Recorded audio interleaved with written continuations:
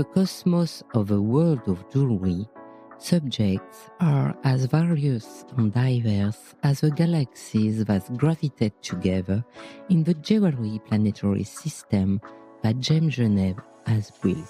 GemGeneve's, which has become a cultural event, offers to their exhibitors and visitors a wide range of topics around jewelry and provide their knowledge on current affairs. I've joined them all together in one Univers, the 7th season of the jewellery-themed podcast, Il était une fois, le bijou. In this episode, I'll be exploring a new nebula, the promotion of a jewelry creation on the complex continent of Africa. I welcome Longo Mulaisho-Zinsner, founder and president of strategy of JGAA, which means Jewellery and Gemstone Association of Africa.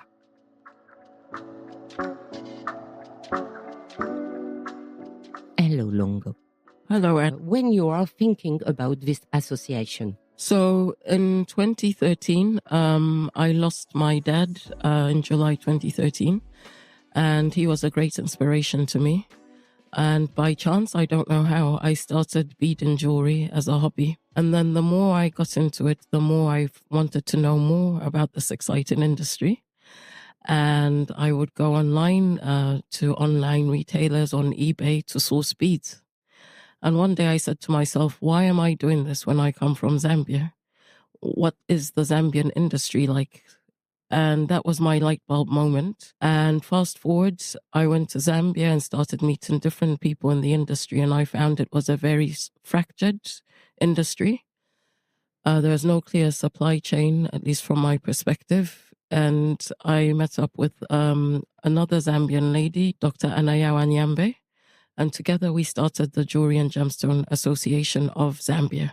But then fast forward to 2020, when all the world went online and we met with everyone in the industry, everyone is accessible, I started to expand my view to something more Pan-African. How many countries come from the association that compose the JGAA? So as an association, we launched our membership in September this year. But so far, we've built up the association with different people from different countries. So that includes Ghana, Zambia, Zimbabwe, Sierra Leone, Botswana. So many countries, I could list them all. And some of the people we've involved are there, in a short-term capacity, long-term, but they've all built to this wider picture, which is great. So. What is the characteristic of contemporary creation in Africa? Okay, so that's a big question, and I don't know if I'm well placed to answer that, because our association is very much about facilitating contemporary jewelers in Africa. From our perspective and from our research so far and the people we've engaged, the industry could be more cohesive. So sometimes the left hand in, say, Cairo doesn't know what the right hand in Cape Town is doing. Obviously, we benefit from what the rest of the global industry benefits from, which is technology. So Instagram has made it all accessible for everyone. However, there are challenges that I always emphasize in Africa, include no access to electricity or sometimes the things we take for granted. So, for example, I live in London. I like to make jewelry when I have spare time. I can easily catch the tube and go to Cooks and Gold and get what I'm missing. Whereas a lot of the challenges for African jewelers is the supply chain. However, that hasn't hindered the creativity. I mean, at GemGenev alone, we've launched our first competition. It's all in our hands. Category 1 specifically focusing on African jewelers. We received so many entries, and with the entries that we've received, it's very eclectic in what we've received, from fine jewelry to costume jewelry. So I would say it's vibrant, it's exciting, and we still need to work together with the industry to bring more of these people to the fore. Is there specific savoir-faire from Africa that's put in those contemporary creations? Africa, as we know, is the birthplace of civilization. not just Egypt, but from, Cairo to the Cape of Good Hope. Artifacts have been found, jewelry artifacts in modern day Timbuktu, Togo, and of course in Cairo. And it's a tradition. We've always used jewelry to symbolize, rites of passage, whether death, marriage, status. It's always been a part of our life. The ancient techniques, including filigree, emanate from Africa. So to talk about contemporary jewelry, I'd like to share an example of a UK Ghanaian jeweler. Her name is Amoako. And as a contemporary jeweler, she has apprenticed, Amefa apprenticed with the Asethene king, and he's the king of the Ashanti in Ghana. She is his personal goldsmith. And this is the first time, I'd like to emphasize, the first time that a woman has acted in this role. So speaking to Amefa, despite, her proud heritage and her pride in being African, I mean, even her jewelry alone, she uses recycled materials, both metals and gemstones from Ghana. So she's very committed to telling the story from the Ghanaian perspective. But as a woman, she'll tell you that she's not defined by her Ghanaian or African heritage. There's an emphasis on not treating African jewelers as just African because, we're all creative as human beings. And I think it's, we don't necessarily want to be boxed because we all generate our ideas from the contemporary world we all live in. So Amefa, for example, could be inspired by the work she does at the Victoria and Albert Museum in London as much as her heritage, but she's not denying one or the other. And I think often, even though we've seen the emergence of women in the industry, there's also the tendency to think that a female jeweler should be this, an African jeweler should be this. But I think what we're seeing, especially as the diaspora widens, is contemporary jewelry with an African feel, but drawn from inspiration globally.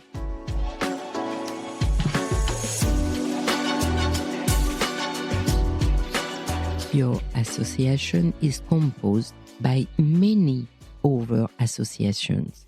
Could you speak about them? Yes, so often people ask, you seem to have a lot of initiatives within your association. My focus in starting the association was to have an association with purpose, hence why we have a strategy team. Because there are many associations, but we need one distinctively for Africa. Because for too long, Africa hasn't been brought to the table in participating and manufacturing its natural resources. So, for example, the easiest way was to structure our activities. Our core services are jewelry training and gemstone education. For jewelry training, we support training initiatives on the ground in Africa. That's not because we think that Africans need that support from the outside world, but because we want to be part of a global industry. And to date, a lot of, as you said, savoir-faire, modern contemporary know-how has been developed in other parts of the world. So we have a cross-cultural exchange. So that's the crux of our cultural jewelry education training and gemstone education.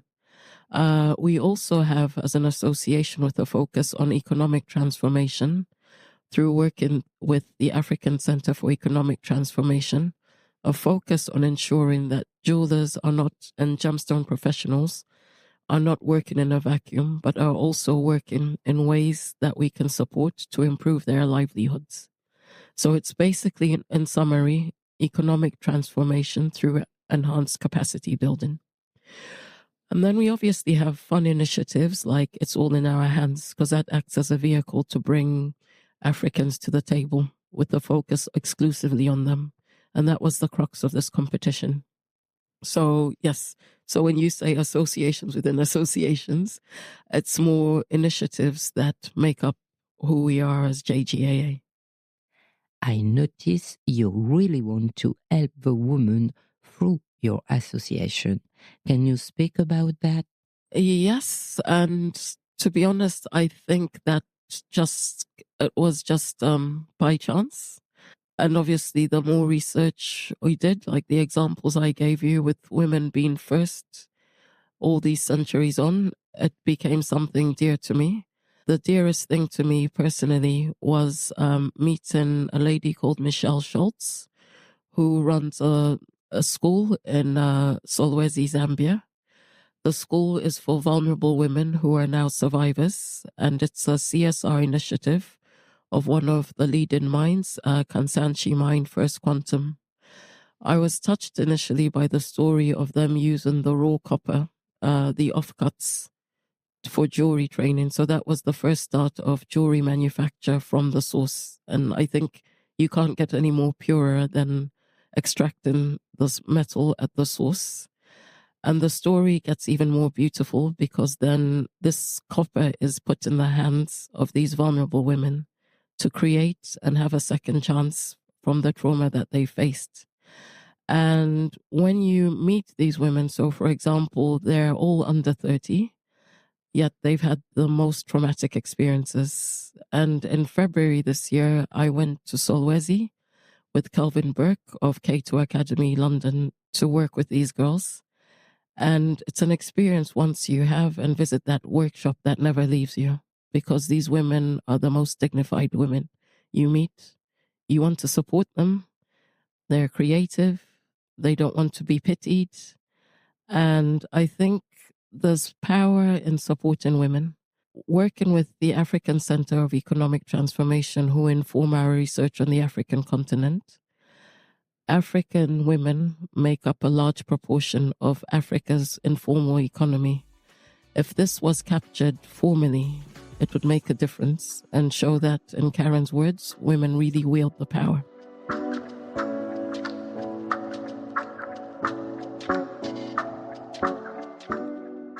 We speak about creativity and women.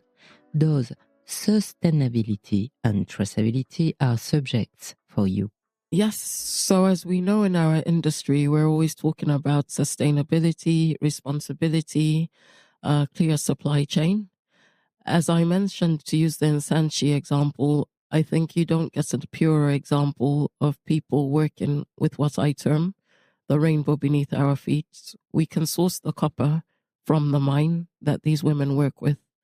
And Kansanshi Mine and First Quantum, as a leading copper mining company, are big on their CSR initiative. So we know that what they're working with is vetted.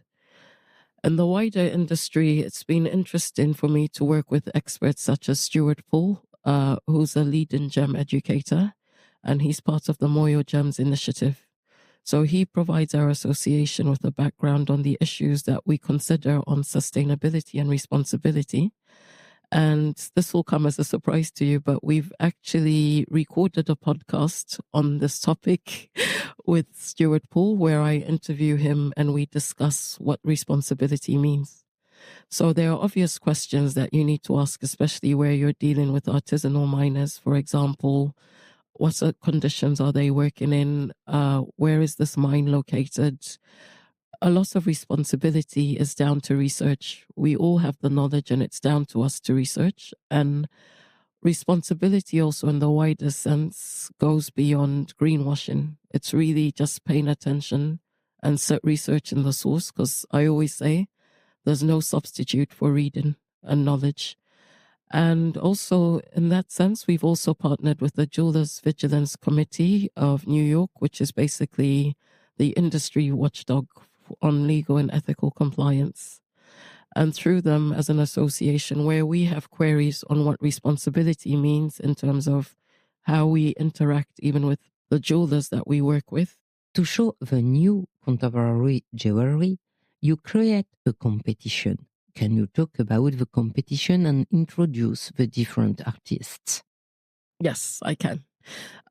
So the competition was basically part of the evolution of the association. It's been a learning curve, and the more you look at the African industry, the more you start to realize, in trying to bring people together, that there's a lot going on the continent, but everyone's working in silos. What I would like to see is, an industry where one of our members in future, based in Tanzania, has a contemporary in Nigeria where they can collaborate, ask for materials, share information on sourcing, supply chains, including, do you know of a CAD designer? Do you know of a gem cutter? I'm looking for Tanzanite. Can you help me source it? So where it becomes like a cohesive body of jewelers. It's an ambitious dream, but it starts bit by bit. And I think the It's All in Our Hands competition served to bring people that we might not necessarily know to the fore. And it was a surprise because we met jewelers new and old that we hadn't heard of. And I think that's the essence of it. And the reason why it's called It's All in Our Hands is since 2020, when the world changed and we all became equal, there were still inequalities in how COVID affected Africa.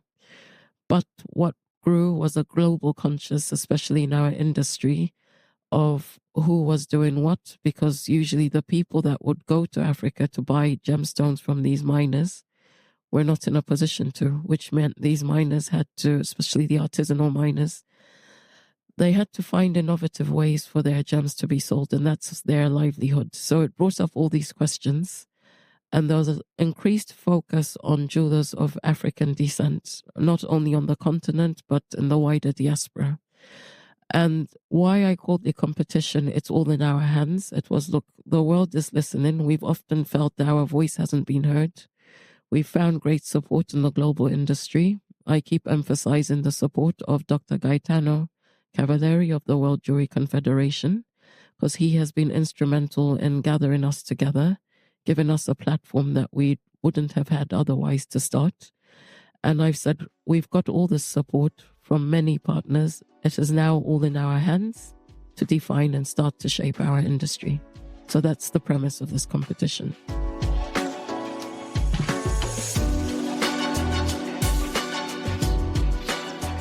What's your vision for the future of the GGAA? To answer that question, I would say it's all in our vision statement, and that is to have a dynamic African jewelry and gemstone industry with equal access to training and opportunities for all, and that includes all genders. I know we've focused on women, but I think equal access has to be given to all. And, utilizing our natural and human resources, developing skills through collaboration, and above all, acting with integrity. And I think it's very important that we've got the human resource, and they increasingly should participate in the rainbow beneath our feet, which is the abundance of gemstones and metals beneath African soils. So, thank you so much, Longo, for this interview, and I wish that all your desire became true for the future of the GGAA. Thank you very much. Thanks.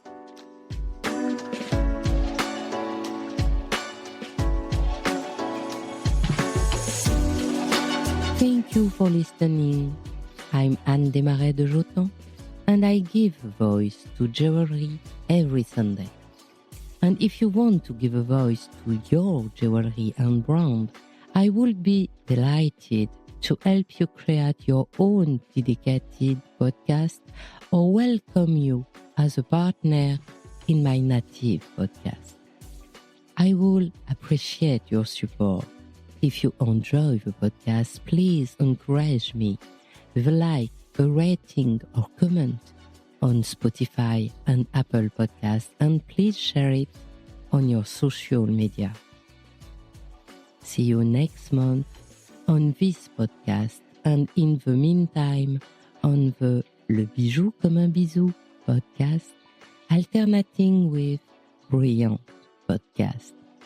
Stay tuned to the next GemGeneve's Univers.